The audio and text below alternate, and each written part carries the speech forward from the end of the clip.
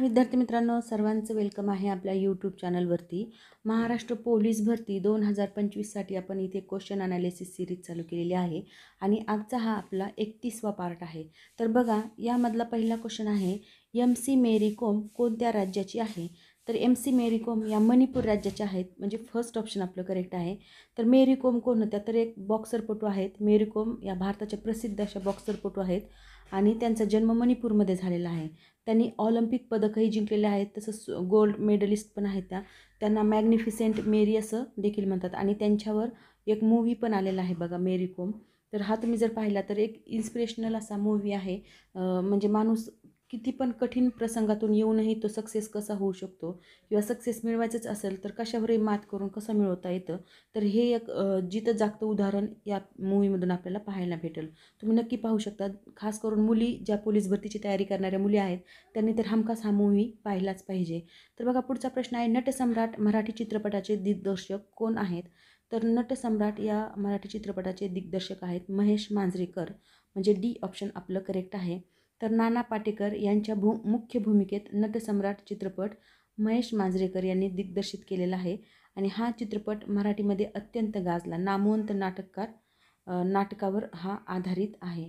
पुढचा प्रश्न आहे आपला, भारतीय अन्न महामंडळाची स्थापना कधी झाली? तर बघा, ह्याचं करेक्ट आन्सर आहे बी ऑप्शन 1965मध्ये. अशा प्रकारे फूड कॉर्पोरेशन ऑफ इंडिया, म्हणजेच FCI असं म्हणतो त्याला, म्हणजे भारतीय अन्न महामंडळ, त्यालाच आपण FCI असं पण म्हणतो, इंग्लिशमधून हे नाव आहे. तर कधीकधी FCIची स्थापना कधी झाली असा पण प्रश्न येऊ शकतो, म्हणून इथे दोन्ही लँग्वेजमधलं तुम्ही लक्षात ठेवायला हरकत नाही. फूड कॉर्पोरेशन ऑफ इंडियाची स्थापना 1965मध्ये झालेली आहे आणि उद्देश काय आहे याचा? तर शेतीमाल खरेदीसाठी, तसंच साठवणूक आणि वितरण करण्यासाठी, तसंच अन्न सुरक्षा मजबूत करणे हा त्याचा मुख्य उद्देश आहे. पुढचा प्रश्न आहे, राष्ट्रीय अन्न सुरक्षा कायदा किंवा आहार कायदा कधी झाला? तर याचा करेक्ट आन्सर आहे क ऑप्शन 2013मध्ये हा कायदा झालेला आहे. राष्ट्रीय अन्न सुरक्षा कायदा, नॅशनल फूड सिक्युरिटी ॲक्ट जो आहे 2013मध्ये हा कायदा मंजूर झालेला आहे. गरिबांना सबसिडीच्या दरात अन्नधान्य देण्यासाठी हा कायदा झालेला आहे. तसंच हा जगातला सर्वात मोठा अन्न हक्क कार्यक्रम देखील मानला जातो. म्हणजे आपल्या देशाने जो राबवलेला आहे हा अन्न सुरक्षा कायदा, तर तो जगातला सर्वात मोठा अन्न हक्क कार्यक्रम आहे. अशा प्रकारे कोणत्याही देशामध्ये अन्न दिलं जात नाही जे आपल्या देशामध्ये गोरगरिबांना अन्न पुरवठा या राष्ट्रीय अन्न सुरक्षा कायद्याअंतर्गत भेटत आहे. तर बघा, खालीलपैकी कोणता रोग लसीकरणाद्वारे प्रतिबंधित केला जाऊ शकतो? तर बघा, वॅक्सिनेशन करून कोणता रोग प्रतिबंधित केला जाऊ शकतो? तर ह्याचं करेक्ट आन्सर आहे यकृतदाह, म्हणजे डी ऑप्शन आपलं करेक्ट आहे. तर यकृतदाहालाच इंग्लिशमध्ये म्हणतात हिपॅटायटिस, म्हणजे जो कावीळ असतो तो हिपॅटायटिस. तर हिपॅटायटिसचे पण 3-4 प्रकार आहेत. तर हा लसीकरणाद्वारे प्रतिबंध होऊ शकतो काविळीचा. हिपॅटायटिस बी हा यकृतदाह रोगासाठी लस उपलब्ध आहे. आता हिपॅटायटिस ए, हिपॅटायटिस बी, हिपॅटायटिस सी असे जे प्रकार आहेत त्यामध्ये सर्वांनाच वॅक्सिनेशन करून ती प्रतिबंध नाही करता येत. तर जो पिवळा कावीळ आहे हिपॅटायटिस बी, हा यकृतदाह जो आहे किंवा हेपॅटायटिस बी जो आहे यालाच फक्त लस उपलब्ध आहे, बाकीच्यांना नाही. एड्स, कर्करोग, मधुमेह यांची लस नाही. लसीमुळे हा रोग टाळता येऊ शकतो. तर बघा, पुढचा प्रश्न आहे, खालीलपैकी कोणता इंटरनेटच्या वापरासाठीचा प्रचलित ब्राउझर आहे? तर ह्याचं करेक्ट आन्सर आहे मायक्रोसॉफ्ट इंटरनेट एक्सप्लोरर, म्हणजेच बी ऑप्शन आपलं करेक्ट आहे. इंटरनेट एक्सप्लोरर हा इंटरनेटसाठी वापरला जाणारा ब्राउझर आहे. आता एज, क्रोम अधिक प्रचलित आहेत, परंतु अगोदर हा जास्त प्रचलित होता. तर बघा, पुढचा प्रश्न आहे, अंतराळात जाणारा पहिला भारतीय कोण? तर याचं करेक्ट आन्सर आहे ऑप्शन राकेश शर्मा. तर बघा, 1984मध्ये राकेश शर्मा सोव्हिएत मिशनद्वारे अंतराळात गेले होते आणि ते पहिले व एकमेव भारतीय अंतराळवीर होते. तसंच त्यांनी वरती गेले आणि त्यांनी तिथून जेव्हा पृथ्वीला पाहिलं तेव्हा त्यांनी एक वाक्य उच्चारलं होतं, सारे जहाँ से अच्छा. हे जे त्यांनी उच्चारलेलं सेंटेन्स होतं हे अगदी जगप्रसिद्ध असं त्यांचं हे सेंटेन्स गाजलेलं होतं. म्हणजे त्यांना सारे जहाँ से अच्छा हिंदुस्तान हमारा असं, म्हणजे आपली जी भारताची भूमी त्यांना एकदम छान दिसली होती वरतून, म्हणून त्यांनी अशा प्रकारे सेंटेन्स तिथे गेल्यावर म्हटलं होतं. पुढचा प्रश्न आहे, कोणत्या राज्यातून बाहेर पडून झारखंड राज्य स्थापन झाले? तर याचं करेक्ट आन्सर आहे बिहार, म्हणजे फर्स्ट ऑप्शन. तर बघा, 15 नोव्हेंबर 2000 साली बिहार राज्याचं विभाजन म्हणजे बिहार राज्याचं विभाजन झालं आणि बिहारमधून झारखंड हा राज्य तयार झालं. खनिज संपन्न असं हे राज्य आहे. तर बघा पुढचा प्रश्न आहे, राज्याच्या पोलीस प्रमुखांना काय म्हणतात? तर राज्याच्या पोलीस प्रमुखांना पोलीस महासंचालक असं म्हणतात. म्हणजेच बी ऑप्शन आपलं करेक्ट आहे. पोलीस महासंचालक म्हणजेच कोण? तर DGP. DGP हा शॉर्ट फॉर्म लक्षात असू द्या. राज्यातील पोलीस दलाचा सर्वोच्च अधिकारी असतो DGP. त्याच्यानंतर असतो IG कमिशनर. या खालचे पद आहेत हे. त्यामुळे आपलं जे करेक्ट आन्सर आहे ते पोलीस महासंचालक हे बरोबर आहे. पुढचा प्रश्न पाहूया, सध्या भारतात केंद्रशासित प्रदेशांची संख्या किती आहे? तर ह्याचं करेक्ट आन्सर आहे 8, म्हणजे बी ऑप्शन. तर बघा जम्मू काश्मीरचे पुनर्गठन झालं आता आणि भारतामध्ये 8 केंद्रशासित प्रदेश तयार झाले. लडाख एक स्वतंत्र झाला आणि जम्मू काश्मीर, तसंच दीव दमण आणि दादरा नगर हवेली यांना एकत्र करण्यात आलं. त्यामुळे 8 केंद्रशासित प्रदेश तयार झालेले आहेत. पुढचा प्रश्न आहे, E = MC² हा सिद्धांत कोणी मांडला? तर याचं करेक्ट आन्सर आहे डी ऑप्शन. आईन्स्टाईनने हा सिद्धांत मांडलेला आहे. हा सुप्रसिद्ध सापेक्षतावादाचा सिद्धांत आहे जो की अल्बर्ट आईन्स्टाईन यांनी मांडलेला आहे. ऊर्जा आणि वस्तुमान यातील नातं काय आहे? तर हे सिद्धांत तो दाखवतो, जो की भौतिकशास्त्रातला अत्यंत महत्त्वाचं असं हे सूत्र मानलं जातं. पुढचा प्रश्न आहे, कर्नाटक राज्यातील प्रसिद्ध नृत्य प्रकार कोणता? तर कर्नाटक राज्यातलं प्रसिद्ध असं नृत्य प्रकार आहे यक्षगान, म्हणजे क ऑप्शन आपलं करेक्ट आहे. तर पारंपरिक नृत्य प्रकार आहे हा.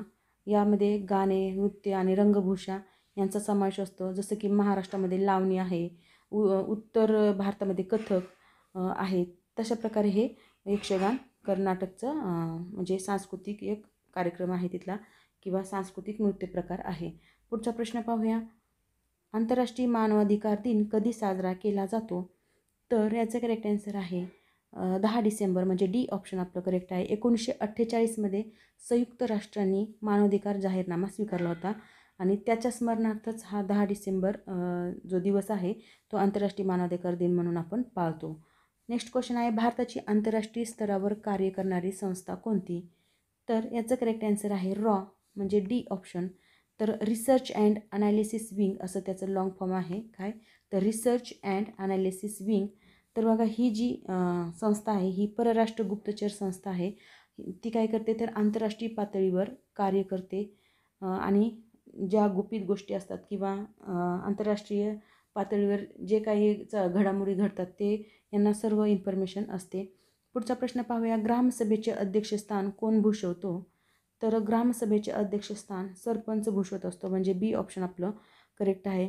ग्रामसभेची बैठक सरपंच अध्यक्षस्थान भूषवतो आणि चालवतो. ग्रामसेवक सचिव असतो आणि आमदार खासदार यांचा ग्रामसभा संचलनात सहभागही नसतो.